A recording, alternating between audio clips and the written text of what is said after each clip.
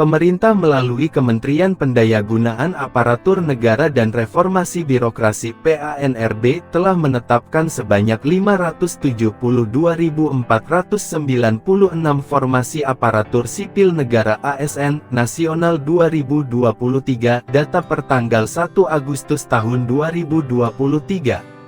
Jumlah tersebut untuk formasi 72 instansi pemerintah pusat sebanyak 78.862 ASN, dan pemerintah daerah 493.634 ASN.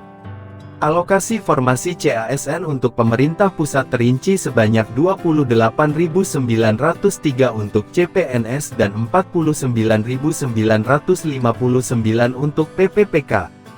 Adapun di pemerintah daerah dialokasikan khusus sebanyak 296.084 PPPK guru, 154.724 PPPK tenaga kesehatan, dan 42.826 PPPK teknis. Proses seleksi akan dimulai pada September tahun 2023. Terima kasih kepada instansi yang menyampaikan usulan formasi. Semoga proses seleksi berjalan lancar. Kami menjamin semuanya fair, tidak bisa titip-menitip. Kita berharap ASN bisa melahirkan kinerja berdampak yang dapat dirasakan masyarakat, sesuai arahan Presiden Joko Widodo, jelas Menteri PANRB Abdullah Azwar Anas dalam rapat koordinasi persiapan pengadaan ASN 2023, di Jakarta, Kamis kemarin. Rapat Koordinasi Pengadaan ASN 2023 dibuka Menteri Koordinator Bidang Perekonomian Airlangga Hartarto yang mewakili Presiden Joko Widodo, dan dihadiri Menteri Pendidikan, Kebudayaan, Riset dan Teknologi Nadiem Makarim, serta Wakil Menteri Kesehatan Dante Saxono Harbuwono. Anas mengatakan, terdapat sejumlah arah kebijakan rekrutmen ASN 2023. Pertama, fokus pada pelayanan dasar dengan guru dan tenaga kesehatan menjadi formasi yang paling banyak disediakan. Hampir 80% formasi 2023 untuk guru dan tenaga kesehatan, ujar Anas.